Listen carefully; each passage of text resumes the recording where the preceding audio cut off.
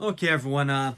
Jeff Donnelly, JP Donnelly, JP Donnelly 8 at Instagram, Facebook, Twitter, also known as X. Basically, JP Donnelly 8 at just about any place that you could find. Okay, so first off, I'm gonna let you guys know I've been following TurtleBoy since the beginning. All right, I bought the book he wrote and everything else. I look at him as gonzo journalism. But just because I follow the guy, just because I listen to his shows, read his blog, I'm not going to sit here and wear knee pads when I talk about the situations involved, all right? I'm just going to shoot from the cuff and say how I feel and how I think about the situation, all right? And yes, I do believe that it's good that he's actually put, eyes on the Karen Reed situation. The problem is, though, that he's gone overboard in the last half a year or so by what he's been doing and how he's been conducting his operations. He needs content, and that's why he's been making content. He's become more of an activist for Karen Reed than a journalist. Like I said, he's gone from more of a journalist who reports on some interesting damn stories, right, with his own flair. But with the Karen Reed situation, he's become more of a gonzo journalist and gotten involved with making the news and being part of the news. But anyways, for the most part, this is just me talking about his arrest. So he's pissed that he was arrested, understandably. Some people are saying he was having a freak out in the back of the cruiser. Did he? Maybe. Was it justified if he did? Yes. We're talking about a person who has to put it lightly and nicely, psychological issues where he faces depression and anxiety. He had to take time off of work because of his struggles with these situations that he's very honest about, and should be respected because he's actually as open and honest with people as he is about his struggles with mental issues. That doesn't mean he's bad, doesn't mean anything. So if he was having a situation back there handcuffed for over an hour, being arrested, not knowing if he's going to come home to his family or not, it's understandable. If I had a family and I had the same situation happen, I'd be worried as hell about my family, about my kids getting off the school bus and me not being there. Okay, so we have that, right? But in his situation, law enforcement kind of had no other choice than to actually arrest him for this instead of filing a subpoena. And the reason is pretty clear. Not only did they have an arrest warrant, but they had a search warrant. So when you're going in there and you're filing charges, and on top of it, he's facing 7 felonies and a bunch of misdemeanors as well. You're looking at altogether over 100 years in prison individually if you're found guilty and stuff. You're looking at over 100 years in prison. Plus, they know someone like TurtleBoy is gonna blog about it right away before you're able to get him before a judge to get an arraignment. Which means, especially with witness intimidation, which means that from the time he gets the paperwork in the mail saying that he's got to go to court to the time he actually goes to court and gets an arraignment, he could blog. That could be a week, 2 weeks, or whatever, which gives him an opportunity to keep on blogging and blogging and blogging, which, if this actually is witness intimidation, that gives him the ability to actually dig himself deeper into a hole by continuing to report on what he's been reporting and showing up where he's been showing up to. So in a way, this is good, and in a way, it's bad. Then again, after he got out of court, he started up again anyways, talking about the alleged, and I say alleged victims in this case. So when we get down to his arrest, the police could have, in all likelihood, showed up at 5 or 6 o'clock in the morning, knocked on the door. He can answer the door in his pajamas, and they could cuff him up right then and there at 5 or 6 in the morning. His kids would be woken up by this. they would all be going crazy because daddy's being arrested by a bunch of police, which that's what they do. They send the violent fugitive apprehension squad to people's houses who have warrants. So you would have had a bunch of police show up, arrest daddy, and then on top of it, they'd be searching the house with the children there, with these little tiny, like, gorgeous, little adorable kids, right? They are adorable. I've seen some photos. Don't know the guy, never met him, never met his kids, but from what I've seen, they look adorable, and he does appear to be a good father who loves his children. So, if they would have arrested him at 5 or 6 in the morning, the kids would have been traumatized seeing dad arrested, plus having the house searched too. Because remember, there was a search warrant attached to the arrest warrant.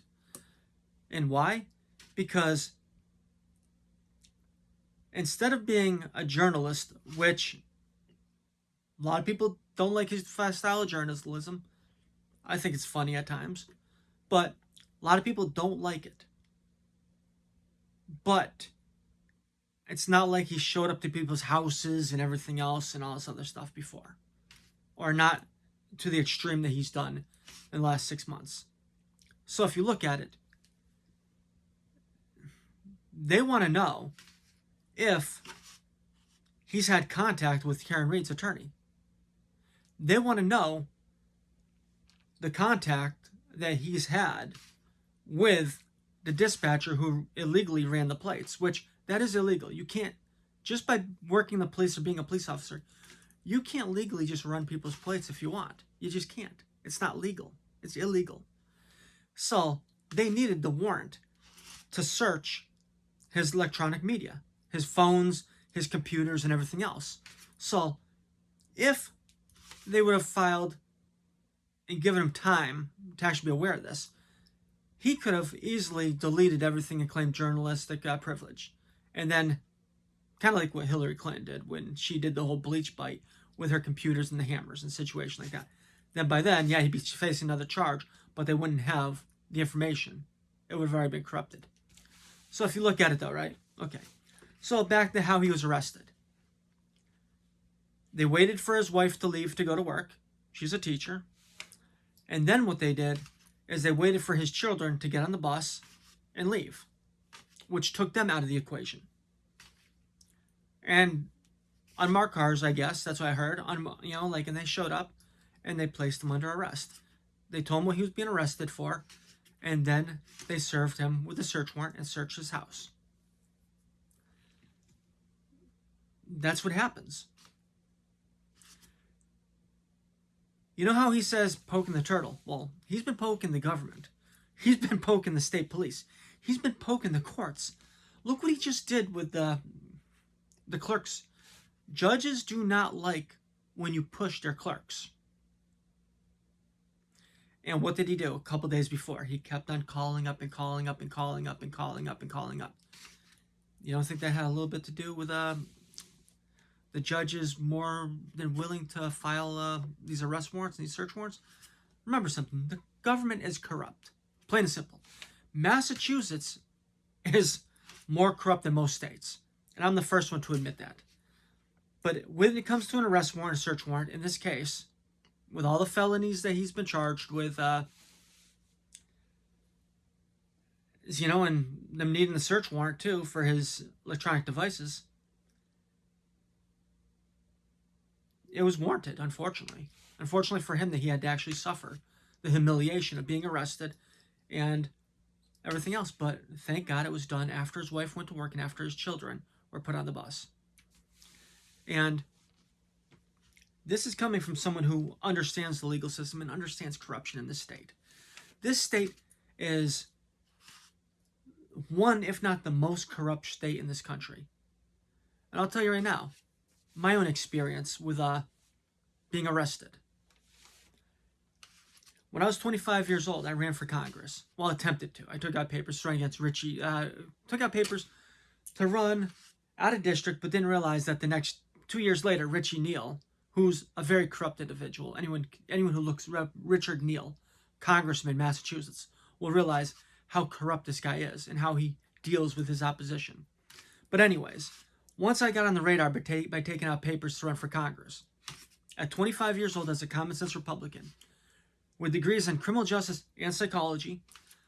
I got forced out of my job working with the Massachusetts Department of Youth Services as a direct care worker, which is, in all reality, a youth prison guard. I got forced out. Yeah.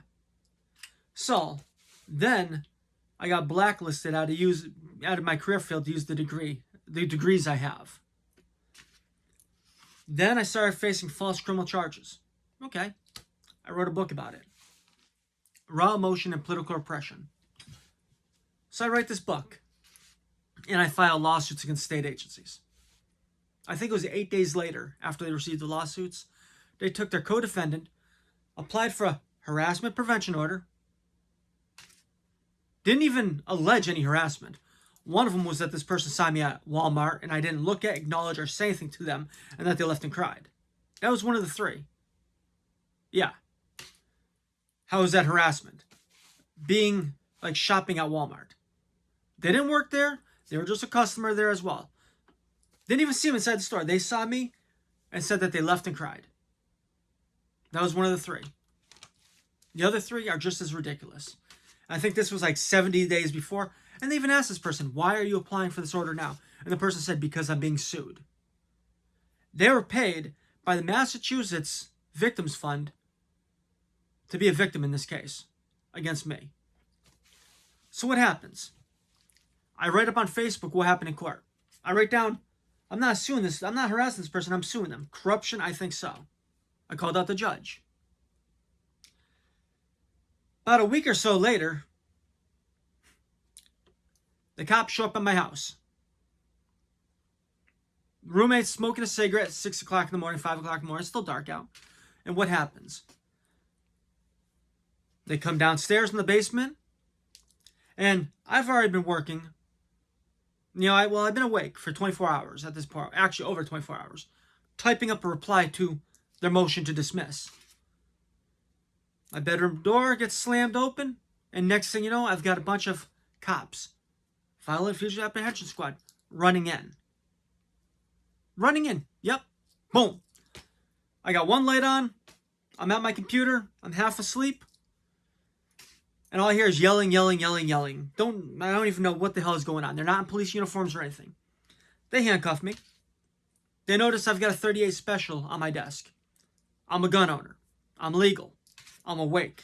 It's under my direct control. So I'm handcuffed. Next thing I hear is gun. What happens then? They all pull out their guns, and one of them puts it right against my head. Yeah. They're yelling gun, and I'm yelling, I am a licensed holder. I have a Massachusetts license. I am in handcuffs. Yeah. You want to know what makes you feel like forever? Is when you have a gun pressed right against your skull while you're in handcuffs and you're completely defenseless just because they noticed a handgun on your desk. And then what happens? Well, he's lucky that they brought him from his house to the station and then to the court. Because in that situation, right? For posting on Facebook what happened in court, I was brought to the courthouse in Springfield, even though the warrant was out of Westfield. The judge in Springfield said, we're going to have him transferred to Westfield for the bail hearing. It's still early. It was morning, right? Instead of bringing me to Westfield District Court for a bail hearing, right? They brought me to Ludlow House of Corrections. I'm former DYS. I'm a former youth prison guard. I was a member of the Springfield Park Rangers, which is a law enforcement agency. They bring me to Ludlow House of Corrections, where I'm strip searched. Yeah. Squat and cough. Spread your ass cheeks. Oh, yeah. And then they try to put me in general population with inmates who some of them had been in the feeder system, which is DYS. So, I'm in a system where I used to be responsible for supervision, basically being a guard. to some individuals who are in the Ludlow jail, where now they have me as an inmate. Why? Who knows? Because remember something. What did they do? The judge said, you're to bring him to Westfield District Court for a bail hearing today. They brought me to Ludlow House of Corrections instead and made me a fucking inmate, where they strip searched me. He's lucky that they didn't strip search him. They're lucky that they didn't do a little holdover in the House of Correction and had the Sheriff's Department bring him. They're lucky. He's lucky that the state police and not the local police were involved, because the local police probably would have brought him to the local county jail and had the local county jail strip search him and everything else, and then transfer him, the local sheriff's department, then transfer him to the court because it was out of district and out of the area and an hour or so away. Instead, the state police are the ones that transferred him that distance, which is better for him because he would have been shoved in a back of a van without a seatbelt and everything else and been bounced all over the place. Remember, I know. That case, I represented myself. It was a 2-day jury trial, and I beat the shit out of the ADA. Every person that they put on the stand admitted to committing felonies against me, yet not one of them people ever was charged. Oh yeah, and when I did go to Westfield the next day for a bail hearing, for an arraignment, I had a Westfield State College campus cop come down to the holding cell. He knew I was going to be there. I wonder who told him. Hand me a no trespass order from the college. Okay, I looked at him. We knew each other. Remember, I went to Westfield State. I got my psychology degree from there. We knew each other. We were cordial, you know. We talked. I was doing private security at the time that I was working there. And I was doing private security actually working at other colleges and prep schools. So, he thanked me for not suing him. I explained to him, I'm like, I just got a no trespass order last week from the college. And he looked at me, he's like, I know you did. He's like, they sent me down here to tell you, get rid of the book you wrote. Get rid of the lawsuits you filed. And stay out of politics. And everything will go away and you'll be offered a job making about $100,000 a year within a couple months. And I looked at him, I'm like, officer, so-and-so, I can't do it. It's not who I am. I'm not gonna do that, you know, just not gonna happen. The only thing that they didn't allow that the ADA in that case was asking for, and they asked that I not mention the person directly or indirectly on the internet, which meant that I couldn't mention the book I wrote or the lawsuits on social media. So they gave me a gag order there. But then they also said that I couldn't enter the city of Westfield.